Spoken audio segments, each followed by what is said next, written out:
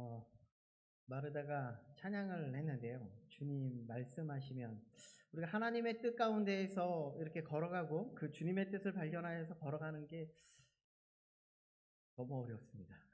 그래서 무엇이 하나님의 뜻인지도 잘 모르겠고 우리가 어디로 걸어가야 될지도 잘 모르겠어서 너무나 방황하고 하나님 정말 하나님의 말씀하시고자 하는 것이 무엇입니까? 라고 이렇게 이야기할 때가 너무나 많이 있죠. 그럼에도 불구하고 우리에게 주시는 하나님의 말씀을 붙잡고 또한 하나님이 이끄시는 대로 우리들이 한 걸음 한 걸음 걸어가다 보면 하나님이 좋은 길로 또한 인도해 주시고 또한 하나님이 원하시는 그 뜻 가운데에서 모든 것이 이루게 되지 않을까라는 생각을 해봅니다. 그리고 또한 그렇게 기도를 해봅니다. 감사합니다. 찬양 한번 말씀드리고 싶었습니다. 제가 예배 요소에 대해서 오래간만에 여러분들에게 말씀 드리는데요. 오늘은 성경 낭독입니다. 기억 못하실 수 있지만 제가 여러분들에게 예배 요소에 대해서 벌써 네 번을 말씀을 드렸고요. 이제 오늘 5번째 시간입니다. 예배 요소에 대해서 말씀을 드렸고 원리에 대해서 그리고 우리의 예배의 태도는 어떻게 되어야 되는가 그리고 우리 신앙 고백에 대해서 여러분들에게 말씀을 드렸고요. 그리고 오늘은 그 예배의 요소 중에 하나인 성경 낭독에 대해서 한번 살펴보고자 합니다. 우리가 하나님의 은혜를 누리고 살아나가기를 되게 많이 원하죠. 특별히 우리가 하나님의 예수 그리스도에 대한 구원의 은혜를 누리면서 살아나가는 것을 정말 원하고 바라고 이렇게 살아가고 있습니다. 그런데 우리가 이렇게 하나님의 구원의 은혜를 누리면서 살아나가는 것, 그 은혜를 누리면서 살아나가는 그런 길이 과연 무엇인가? 이것을 한번 우리는 질문해 보면서 한번 생각해 보았으면 좋겠어요. 이것을 우리가 구원의 은혜를 누리면서 살아가는 그런 방편이 있는데 그것이 무엇인가 하면 말씀, 성례, 기도. 오늘 그 11시, 9시, 11시에 우리 성찬식을 거행했고 성례식을 거행했죠. 세례도 주고 학습 세례, 입교 이렇게 진행을 했는데요. 이것이 바로 성례입니다. 우리의 눈으로 보여지는 성례를 우리가 거행했습니다. 그러면 여기서 방편이라는 표현을 썼는데 이 방편이 무슨 뜻인가를 한번 좀 알면 좀 우리가 쉬울 것 같은데요. 혹시 집에 수도꼭지가 없으신 분 한번 손들어 보십시오. 수도꼭지 다 있으세요?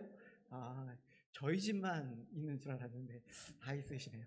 자, 수도꼭지가 있는데 수도꼭지를 우리가 이렇게 수도꼭지를 딱 틀면 거기에서 물이 콸콸콸콸 쏟아지죠.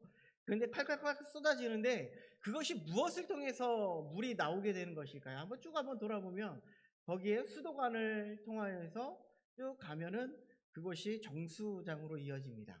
정수장에서 물을 이렇게 항상 공급해주고 이 수도관을 통하여서 우리 집까지 돌아오고 우리가 수도 이렇게 꼭지를 이렇게 틀면 그 수도가 콸콸콸 흘러 넘치는 거죠. 그러니까 여기서 방편이라는 것은 무엇이냐면 이 바로 수도관을 이야기하고 있는 거예요. 하나님이 무엇을 통해서 우리에게 이런 하나님의 은혜를 흘러가게 해주실 것인가 라는 것을 말씀해 주고 있는 겁니다. 그것이 바로 말씀이고요. 그리고 성례이고요. 기도라고 이렇게 말씀하고 있다라는 것이죠. 이것을 통해서 우리가 은혜를 충만하게 누리기를 원하고 우리가 하나님 앞에 구원을 받았네요. 정말 하나님의 은혜가 너무나 기쁘네요. 이런 것을 느끼면서 살아갔으면 좋겠다. 이 예배를 통해서 그런 은혜를 누리면서 살아간다라는 것을 말씀해 주고 있는 것이죠. 자, 그런데 우리 말씀, 성례, 기도 어디에 가장 많이 있을까요? 어디에 가장 많이 있죠? 네. 다 아시는데 대답하시기가 힘드셔서 그러실 거예요. 자, 뭐냐면 예배에 많죠. 그쵸? 말씀,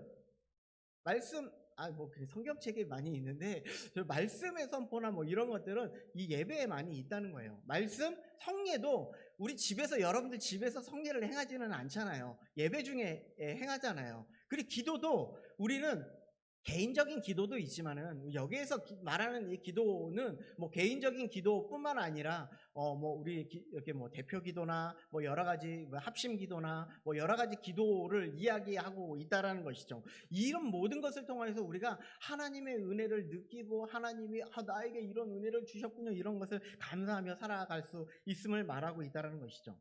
여러분들 주보 다 갖고 계시나요? 주보. 네, 주보를 한번 살펴보도록 하겠습니다. 주보. 여러분들 여기에서 제가 항상 이야기하고 있는 것은 주일 1부, 2부 예배를 이야기하고 있는 거니까 여러분들 꼭 1부, 2부 예배를 오후 예배 아니고 수요 예배 아닙니다. 1부, 2부 예배를 한번 보십시오. 말씀을 듣기 전에 뭐가 있는지 한번 살펴보도록 하겠습니다. 말씀을 듣기 전에 오늘 담임 목사님께서 왕들의 이야기 세 번째 여로보암에서 말씀해 주셨는데요. 자, 그 전에 무엇이 있는지 한번 보겠습니다. 뭐 묵도도 있고요. 자, 기원, 뭐 찬송, 혹시 교동문, 자, 그리고 신앙 고백, 그리고 찬송, 또 기도, 그리고 성경 봉독, 그리고 찬송, 이렇게 돼 있죠. 대부분 찬송이 되게 많네요, 그죠? 찬송이 되게 많고, 그리고 성경 봉독이라는 것도 있고, 교동문도 있고, 뭐 기원도 있고, 묵도도 있고, 뭐 여러 가지가 있기는 있는데, 그러면 이 여러 가지 있는 것 중에 오늘은 성경 봉독, 성경 낭독에 대해서 한번 살펴보는 시간을 갖고자 합니다. 성경 낭독과 함께 더불어서 찬송에 대해서 함께 살펴보고자 하는데요. 왜 우리 성경에는 우리 주보에는 성경 낭독이라고 되어 있지 않고 뭐라고 되어 있죠? 성경 봉독으로 되어 있죠. 근데 왜 성경 낭독이라고 할까? 그것에 대해서 한번 같이 이야기를 나눠 보려고 합니다. 성경 낭독 하면 무엇일까? 대한예수고 장로회 합동 예배모범 3장에 보면 3장에 예배 때 성경 봉독에 대한 내용을 이야기하고 있는데 이렇게 나오고 있습니다. 한번 더 넘겨주세요. 네. 자, 예배 때 성경 봉독. 자, 한번 우리 읽어보도록 하겠습니다. 성경 봉독은 자, 시작.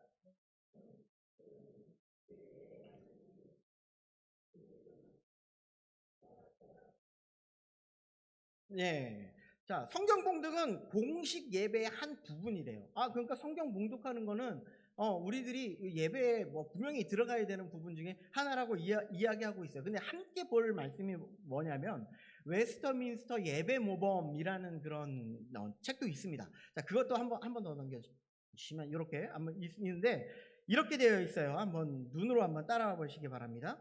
교회 안에서 말씀을 읽는 것은 우리가 하나님께 의존하여 있는 것을 승인하는 것으로 하나님의 공중 예배의 일부분이며 주님께서 그의 백성을 세우기 위하여 거룩하게 하시는 방편이요 목사와 교사들이 행해야 할 것이다 라고 이렇게 이야기하고 있습니다. 우리의 예배 속에 포함되어 있는 이 성경 봉독이라는 것은 성경 봉독, 제가 말씀드리는 건 성경 낭독은요 교동문과 성경 봉독을 이야기하고 있는 것인데 이것은 꼭 우리의 예배의 일부분으로 들어와야 된다라는 것을 이야기하고 있어요. 그리고 웨스터민스터 예배 모범은 뭐라고 얘기하고 있냐면 여기에 그의 백성을 세우기 위하여 거룩하게 하시는 방편이다라는 것이에요. 이렇게 하나님 앞에 하나님의 말씀을 읽고 봉독하는 것 자체가 거룩한 성도를 세우기 위한 하나님의 방편이라는 것을 이야기하고 있다는 것이죠. 그래서 때로는요 어느 일부 교회에서는 십계명을 교독하는 경우도 있고요, 낭독하는 경우도 있고 합독하거나 그러는 경우도 있고요, 시편을 낭독하거나 아니면 구약을 말씀의 순서에 따라서 읽어나가고 아니면 신약을 말씀의 순서에 따라서 읽어나가는 교회도 있다고 합니다. 왜 그렇다면 왜 성경 낭독은 왜 하는 걸까? 왜 교동문 하는 이유가 있을 거 아니에요. 그리고 성경 봉독 우리가 이렇게 뭐 교독하는 이유가 있을 거 아니에요. 그러면 여기에 있는 이 봉독과 달리 이게 성경 낭독은요 왜 하는 건가 하면 성도의 성경 지식을 자라나게 하기 위함이다라고 이렇게 말하고 있어요. 그것을 목적으로 삼고 있는데 조금 전에도 말씀드렸지만 매주 뭐 한 장씩 읽거나 아니면 두 장, 세 장씩 이렇게 낭독을 하거나 이렇게 하면서 하나님의 말씀을 가까이 하고 하나님의 말씀을 우리가 좀 더 풍성하게 하기 위한 그런 방편 중에 하나가 이 낭독의 형식입니다. 그런데 지금은 이전과 같이 이렇게 성경 낭독을 하지 않고 그냥 교동문으로 대체하는 경우가 많이 있다라는 것이죠. 그래서 이 초대교회 때 보면 이 초대교회 때부터 이어져 내려오는 것 중에 하나가 뭐냐면 이 성경 낭독이었다는 거예요. 그렇게 한 이유가 있었어요. 이 초대교회 때 낭독을 통하여서 많은 성도들에게 들려지게 한 이유가 있었다는 거예요. 그것이 무엇이냐면 첫 번째는 성경을 소유할 수가 없었어요. 그렇죠? 성경이 널리 보급되어 있지 않았기 때문에 성경을 누구나 다 소유할 수 있지 않았기 때문에 낭독을 통하여서 성도님들의 신앙을 세우는 그런 일을 했다는 겁니다. 또한 그때 당시에는 문맹률이 조금 많이 있었다고 해요. 그러니까 글씨를 잘 못 읽는 거죠. 그리고 그때 당시에 성경을 한번 보시면 헬라어로 쓰여져, 그리스어로 쓰여 있거나 아니면 아람어로 쓰여져 있거나 이런 것으로 쓰여져 있는데 그것을 읽을 수 있는 사람이 그렇게 많지 않았다라는 것이죠. 그렇기 때문에 이런 낭독을 통하여서 성경의 전체적인 것을 이해를 돕기도 하고 그리고 우리에게 하나님의 말씀이 이런 것입니다라는 것을 계속 선포함으로 그 뜻 가운데 살아가게 하고자 하는 뜻이 있다라는 것을 이야기하고 있습니다. 그런데 구약에서도 마찬가지예요. 우리 한 장만 PPT 한번 넘겨주시기 바랍니다. 한 장 제가 뒤에다가 갖다 놨는데 죄송한데요. 두루마리 하나 보여주시겠습니까? 구약에는요 두루마리 성경을 이거예요. 구약에는요 성경이 어떻게 생겼었냐면요, 제가 그냥 일부 거를 하나 가져온 것이긴 한데 성경이 이렇게 돌돌돌돌 말려 있어요. 돌돌돌돌 말려 있는데 자, 한번 여러분들 생각해 보십시오. 창세기부터 말라기까지 성경이 다 한꺼번에 만약에 기록되어져 있다 라고 생각하면 그거 이만한 거 들고 다니실 수 있으신 분 한번 손 들어보세요. 자, 그렇게 들고 다닐 수 있는 분 없을 겁니다. 그렇기 때문에 분명히 각 개별로 쓰여져서 이렇게 두루마리로 했겠지만 사실 긴 성경 같은 이사야 같은 경우에는 66장씩이나 되는데 너무나 긴 성경이잖아요. 그러면 엄청난 많은 분량을 가지고 있기 때문에 그들이 그것을 가지고 있을 수도 없는 형편이라는 것이죠. 그렇기 때문에 이것을 낭독이라는 방법을 사용해서 하나님의 말씀을 계속 들려주는 겁니다. 하나님의 말씀이 하나님의 뜻이 이겁니다. 하나님께서 이런 걸 원하세요 라고 이렇게 말씀하고 있다라는 것이죠. 우리가 여기 이제 느헤미야서를 잠깐 보려고 하는데요, 우리가 하나 생각해 볼 것이 있는데 이 느헤미야가 하나님의 말씀을 듣고서 이제 그들이 이스라엘 백성들이 왜 포로로 붙잡혀갔는가를 우리 한번 생각해 보시기 바랍니다. 이스라엘 백성들이 왜 포로로 붙잡혀갔냐면 하나님의 말씀에 순종하지 않아서 그들이 붙잡혀간 거예요. 하나님의 뜻을 알지 못했기 때문에 그들이 붙잡혀갈 수밖에 없음을 말씀해주고 있다는 것이죠. 그런데 하나님은 너무나 우리를 사랑해 주셔요. 그래서 이스라엘 백성들이 포로로 다 붙잡혀간 그 상황 가운데에 내가 너희들을 다시 회복시켜 줄게. 나는 긍휼의 하나님이야. 나는 사랑의 하나님이야. 그러니 너희들을 다시 회복시켜 줄 거야. 이렇게 말씀하시고 그들을 회복시켜 주시죠. 그리고 회복시키고 난 다음에 느헤미야가 한 것이 있습니다. 그것이 무엇이냐면 이스라엘 백성들의 귀에 하나님의 말씀이 들려지게 했다는 거예요. 자, 느헤미야 8장 1절에서 3절 말씀 앞에 있는데요. 느헤미야 8장 1절에서 3절 말씀을 같이 읽어보도록 하겠습니다. 같이 읽겠습니다. 자, 시작. 이스라엘 자손이 자기들의 성읍에 거주하였더니 일곱째 달에 이르러 모든 백성이 일제히 수문 앞 광장에 모여 학사 에스라에게 여호와께서 이스라엘에게 명하신 모세의 율법책을 가져오기를 정하매 일곱째 달 초하루에 제사장 에스라가 율법책을 가지고 회중 앞 곧 남자나 여자나 알아들을 만한 모든 사람 앞에 이르러 수문 앞 광장에서 새벽부터 정오까지 남자나 여자나 알아들을 만한 모든 사람 앞에서 읽음에 뭇 백성이 그 율법책에 귀를 기울였는데. 자, 이스라엘 백성들이 포로에서 돌아와서 학사 에스라가 광장에 수문 앞 광장에 다 모이게 합니다. 그리고 하나님의 모세 율법책을 가져오게 해가지고 그 율법책을 다 낭독을 합니다. 그런데 한번 자, 여기 한번 보십시오. 일곱째 달, 이렇게 되어 있죠. 일곱째 달 초하루. 그러니까 우리나라 말로 하면 7월 1일에 여러분들 다 모이십시오. 우리가 이제 다 회개할 겁니다. 이렇게 이야기하고 있는 거예요. 그리고 낭독하는 겁니다. 자, 그런데 낭독을 하는데 보십시오. 언제부터 하냐면요. 우리나라로 만약에 이해하면 새벽 예배 5시부터 말씀을 읽기 시작해서 정오 12시까지 이렇게 하나님의 말씀을 읽었다는 거예요. 하나님의 말씀을 계속 읽으면서 여러분들 하나님이 이런 뜻이 있습니다라는 것을 계속 선포하고 있는 것이죠. 그런데 더 놀라운 사실은 이겁니다. 백성들이 그 율법책에 귀를 기울였더라. 하나님의 말씀에 귀를 기울인 거예요. 하나님이 우리에게 무엇을 주시고자 하는지를 귀 기울여서 듣고 있었다는 것을 말씀해주고 있다는 것이죠. 왜 이런 일이 일어날 수 있을까요? 그것이 하나님의 말씀입니다.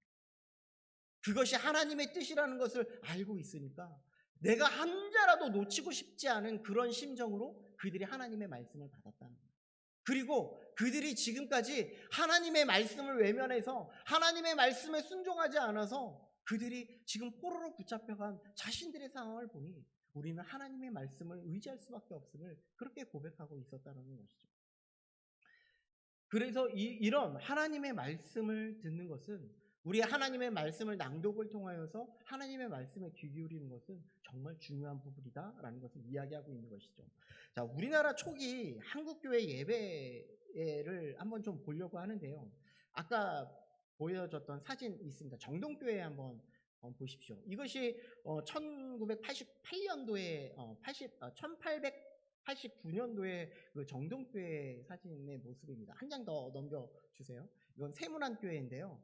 세문안교회 1887년에 있는 사진을 가지고 여러분 보여드리는데, 마펫 선교사가 우리나라에서 와서 이 교회가 직접 실질적으로 드렸던 예배 순서를 한번 보여드리도록 하겠습니다. 예배 순서지는 없었는데 자료 마펫이 발행한 위원 입교 규도라는 곳에서 이런 자료를 찾아서 여러분들에게 말씀을 드립니다. 이런 순서는 이렇습니다. 묵도, 우리가 똑같죠. 찬송, 기도는 장로 기도를 이야기하고 있는 거고요. 시편을 낭독하거나 구약을 낭독하거나 신약을 낭독했다는 거예요. 그리고 여기에서 또 기도가 들어가죠. 이것은 무엇인가 하면요, 회중의 기도로서 우리가 회개할 것은 회개하고 하나님 앞에 올려드리는 기도를 해야겠다라는 것을 이야기하고 있어요. 그래서 지금 예배 순서에 참회 기도라는 것을 넣은 그 교회도 제법 있습니다. 그리고 또 찬송, 이인데 여기 성가대가 있고요. 그 다음에 성경 강도, 이건 설교이고요. 그 다음에 또 기도가 나오는데 목회자 기도가 나옵니다. 그리고 헌금, 그리고 광고, 찬송, 뒤에는 비슷비슷하죠. 이렇게 예배의 순서가 있다는 거예요. 이것이 1895년에 마펫이 발행한 위원 입교 규인도 이런 데에서 자료를 찾아서 볼 수가 있다는 것이죠. 그럼 지금은 이런 전체적인 순서와 많이 달라지는 부분인데 낭독은 사실 빠졌습니다. 그래서 교동문으로 대체하고 있는데요. 그 이유는 왜 그럴까요? 왜 하나님의 낭독을 뺐을까? 그리고 교동문으로 대체했을까? 자, 그 첫 번째 이유는 이것입니다. 우리는 지금, 자, 성경책 없으신 분만 손 들어주세요. 성경책 없으신 분. 다 있으시죠? 저만 없네요. 제가 손 들었는데. 자, 성경책 다 있습니다. 누구나 다 쉽게 접할 수 있고 어디서나 성경을 묵상할 수 있고, 우리는 지금 문맹률도 이제 거의 별로 없죠. 거의 하나님의 글을 다 읽을 수 있고, 그래서 하나님의 말씀을 읽을 수 있습니다. 그렇기 때문에 너무나 쉽게 접하고 있기 때문에 우리는 가까이 말씀을 읽을 수 있다는 것이죠. 그런데 안타까운 현실이 있습니다. 어떤 것이냐면 이전의 성도님들은요, 우리가 정말 하나님의 말씀을 잘 읽을 수도 없고 성경이 없기 때문에 정말 그것에 집중하고 그것을 다시금 내가 이렇게 생각하고 내가 스스로 메모하고 마음에 간직해서 신앙이 상당히 많이 자라는데, 지금은요, 성도님들이 신앙이 잘 안 자란다는 거예요. 성경도 이렇게 많이 널리 보급되어 있고, 그리고 우리는 성경을 다 읽을 수 있는데 왜 이런 일이 벌어질까? 뭐 지금은 아니고, 뭐 지금은 성경책 갖고 다니시는 분도 있지, 안 갖고 다니시는 분들도 있는데, 뭐 예전에 이런 표현 썼습니다. 후탁성도라는 표현 혹시 아시죠? 지금 모르세요? 자, 예배를 끝나고 집으로 갑니다. 그리고 책상 위에서 성경책을 잘 모셔드려. 일주일 동안 생활하다가 성경하고는 뭐 전혀 담을 쌓고 살다가 이거 주일이 다가왔네? 먼지가 너무 많이 쌓였네. 탁! 이게 후탁성도라고 해요. 그러니까 우리는 성경을 너무나 가까이 하고 있지 않다라는 겁니다. 성경을 읽는 것 매우 중요함에도 불구하고 성경을 가까이에서 그 성경을 배우고 우리가 힘써 알아가야 되는 것이 정말 중요함에도 불구하고 그렇게 하지 못하고 있다는 것이죠. 오늘 본문에도 보면 내가 이를 때까지 읽는 것과 거느는 것과 가르치는 것에 전념해야 됩니다. 하나님의 말씀을 읽는 것에 전념해야함에도 불구하고 그렇지 못하고 있다. 자, 종교개혁 당시에서도요, 구약 성경을 낭독하거나 신약 성경을 낭독하는 것은 순서에 있었다고 합니다. 그래서 이 종교개혁 시대 때에는요, 1년에 한 번씩 일독을 하거나, 이게 낭독을 통하여서 일독을 하거나, 아니면 2, 3년에 한 번꼴로 성경을 일독을 할 수 있도록 예배 시간에 그런 시간을 가짐으로 말미암아 성경을 일독을 하고, 그리고 그 말씀을 사모할 수 있겠다라는 것을 이야기하고 있다는 것이죠. 그리고 제가 생각했을 때 또 하나의 문제점 중에 하나는 무엇인가 하면 말씀을 너무 쉽게 생각하고 있다는 거예요. 요즘 뭐 공동체 성경 읽기라고 우리 여러분들 성도님들 많이 하시고 계시죠. 그래서 이거 많이 듣고 있는데, 저도 이것을 듣는 것을 많이 하고 있기는 한데, 때로는 그냥 듣다가 그냥 뭔 말이지? 라고 잊어먹을 때가 너무 많이 있어요. 그러니까 하나님의 말씀을 깊이 묵상하고 이렇게 해야 되는데 그렇지 못하는 현실이 더 많다라는 것을 이야기하고 있다는 것이죠. 그래서 우리는 하나님의 말씀을 열심히 읽고 그것을 묵상하고 특별히 깊이 읽는 것을 여러분들에게 꼭 추천드립니다. 그렇다면 누가 이게 낭독하는 것이 좋을까라는 것을 한번 생각해 보도록 하겠습니다. 낭독하는 자가 있을 거 아닙니까? 자, 웨스터민스터 예배 모범에 보면요, 한 번 더 넘겨주시기 바랍니다. 네, 2번 넘겨주세요. 자, 웨스터민스터 예배 모범에 보면 성경의 공적인 낭독에 관하여 라는 항목이 있는데요, 여기에 보면 이렇게 되어 있습니다. 모임 중에 말씀을 읽는 것은 공예배의 한 부분으로서 주님께서 자기 백성을 세우기 위하여 거룩하게 하시는 한 방편이요 목사와 교사에 의해서 수행되어야 할 일이다 라고 이야기하고 있죠. 여기에서 보니까 먼저 우리 합동 예배 모범에도 목사나 그 위에 허락을 받은 자라고 이렇게 이야기하고 있고요. 그리고 웨스터민스터에도 예배 모범에도 목사와 교사가 이렇게 읽어야 된다라고 이해하고 있습니다. 그런데 여기 한번 보십시오. 교사, 우리 여기 교사분들 앉아 계신데요. 자, 교사 이분들 이야기하시는 걸까요?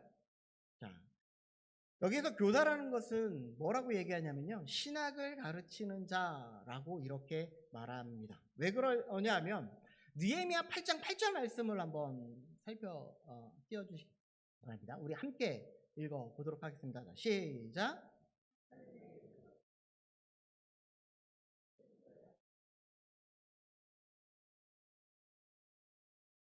아멘. 자, 유성희 선생님 보고 여기에서 말씀 읽으면서 모르는 거 있으면 해석해 주세요 라고 하면 당황스럽겠죠. 자, 엄청 당황스러울 겁니다. 그런데 여기에서 보니까 뭐라고 얘기냐면 율법책을 낭독하는 것에 끝나는 것이 아니라 그 뜻을 해석하여 백성에게 알려주래요. 그러니까 이 말씀은 무엇인가 하면 어려운 부분이 있거나 힘든 부분, 이해하기 힘든 부분은 그 뜻을 해석해서 알려줘야 하기 때문에 이 낭독하는 자는 조금 성경적인 지식을 가지고 있거나 좀 인정받은 자, 그런 자가 가르쳐야 된다라는 것을 이야기하고 있다라는 것이죠. 이어서 한번 볼게요. 한 번 더 넘겨주세요. PPT. 네.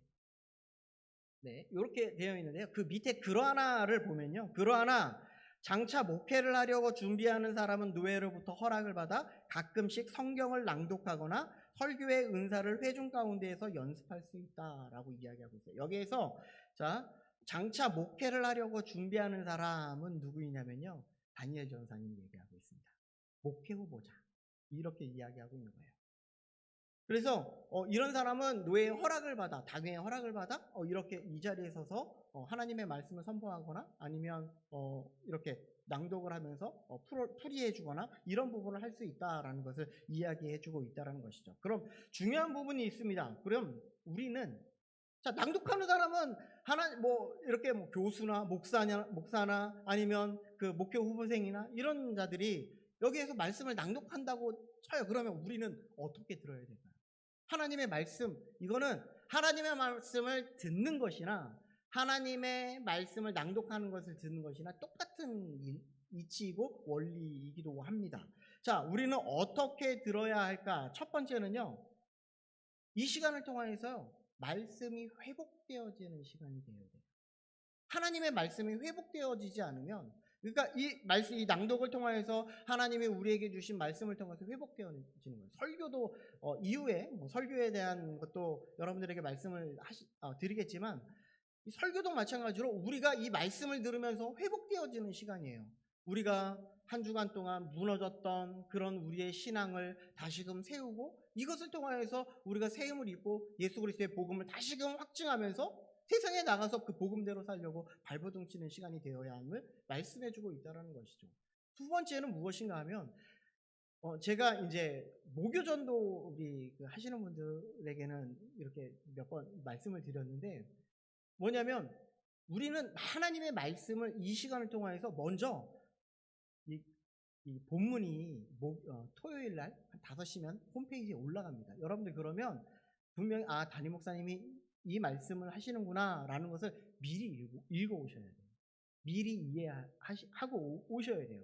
그러면서 그것을 읽으면서 어떻게 해야 되냐면 내가 잘 이해가 안 되거나 어려운 부분을 메모를 해 놓습니다.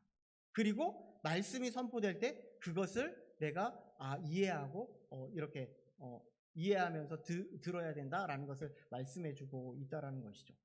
그래서 우리는 하나님의 말씀을 낭독할 때도 마찬가지입니다. 말씀을 통하여서 우리는 이 하나님이 우리에게 주시고자 하는 그 뜻을 이해하고 이렇게 살아가야 되겠다라는 것을 결단하면서 나가야 함을 말씀해주고 있다는 것이죠.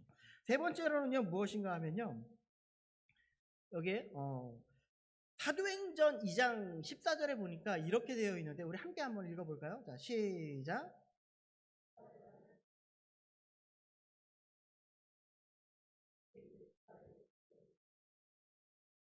이 일을 너희로 알게 할 것이니 내 말에 귀를 기울이라. 여기를 소리를 높였다라고 이렇게 이야기하고 있는데 뭐냐면요. 소리를 높였다라는 것은요. 지금 저 뒤에 계신 분들은 제 목소리 잘 들리시죠? 네, 저 뒤에 있는 분에게까지 쉽게 편안하게 들을 수 있도록 큰 소리로 외쳐야 합니다 라는 것을 이야기하고 있는데 여기에서 그렇게 하면서 이야기하고자 하는 것은 무엇인가 하면 말씀을 받을 때 그 말씀이 내 귀에 들려지니 겸손한 마음으로 겸허한 마음으로 순수한 마음으로 진지한 마음으로 이 말씀을 들어야 된다라는 것을 이야기하고 있습니다. 어떻게 저렇게 말씀을 전할 수 있어? 이런 마음 가지면 안 된다는 것을 이야기하고 있는 거예요. 어떻게 저렇게 낭독할 수 있지? 이런 마음 가지면 안 된다는 것을 이야기하고 있다는 것이죠. 또 하나 생각해 봐야 하는 것이 있다면 조금 전에 읽었던 느헤미야 8장에 보면 8장 9절을 한번 보면 이렇게 되어 있습니다.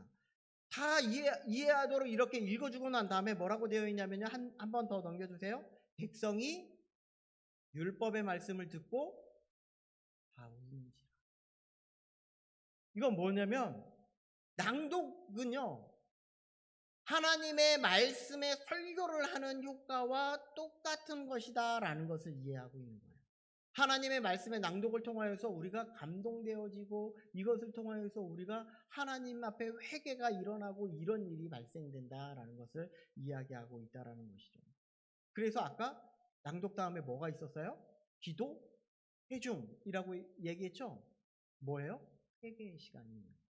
하나님의 말씀이 감동되어서 하나님의 뜻이 너무나 우리에게 은혜가 되어서 이 모든 것을 하나님 앞에 주님 내가 이렇게 살았음을 주님 용서하여 주옵소서. 주님 이렇게 기도하는 시간을 갖는다는 거예요. 그래서요 성경 낭독이라는 것은요 하나님의 음성을 듣는 시간입니다. 그리고 우리의 마음을 열어서 하나님의 뜻을 알아가는 시간이에요. 아 내가 이렇게 살았구나. 하나님은 이렇게 말씀하시는 거예요.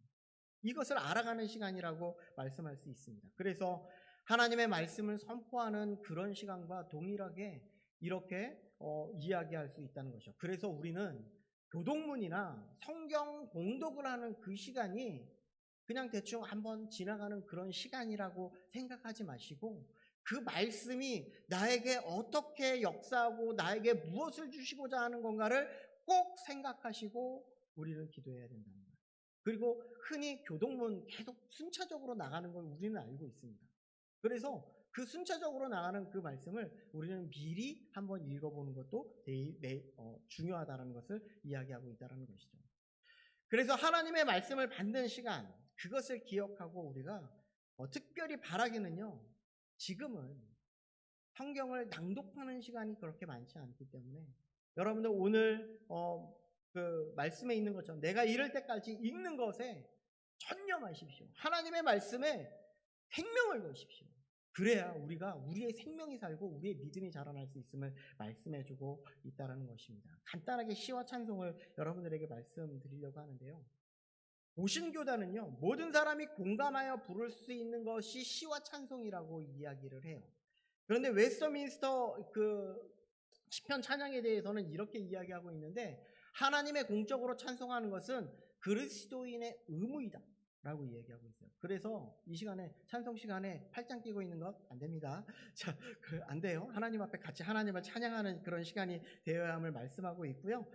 그리고 대한예수교 장로회 합동 예배모범 4장 시와 찬송에 보면 이렇게 되어 있습니다.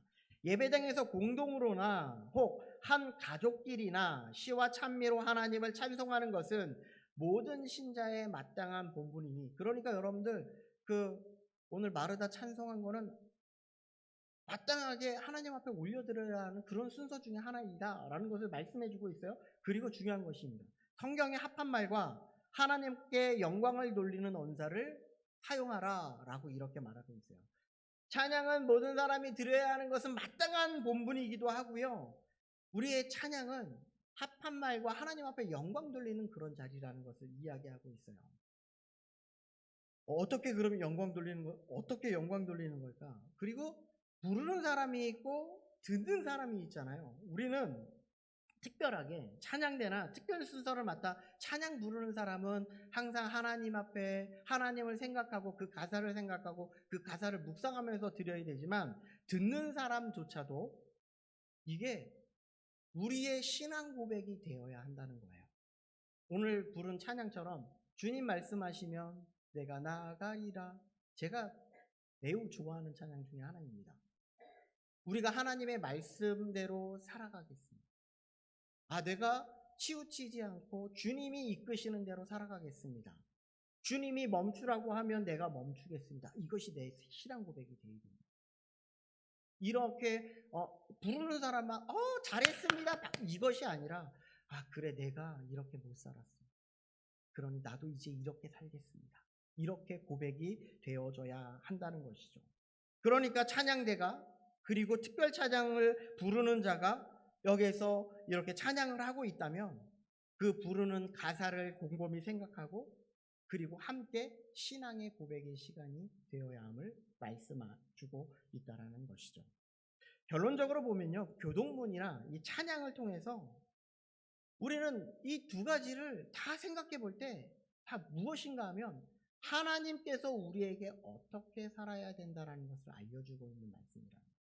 찬양을 통해서도 이렇게 살지 못하는 우리의 신앙을 고백하는 그런 시간이 되어야 함을 말씀해주고 있다는 것이고, 이 모든 것이 하나님께서 우리에게 원하는 것이고 우리의 신앙의 고백이 되어야 함을 말씀해주고 있습니다.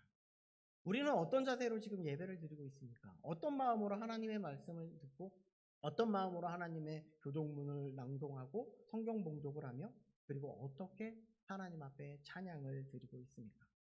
우리는 곰곰이 생각해 보면서 우리의 신앙을 점검해 보고 그렇게 하나님의 온전한 말씀을 받기 위한 자세가 아니었다면 하나님의 말씀을 받기 위해 힘쓰며 나아갈 수 있는 우리 모든 성도님들 되시기를 간절히 소망합니다. 기도하겠습니다. 사랑해 주님, 너무나 감사합니다. 하나님의 말씀의 낭독을 통하여서 우리의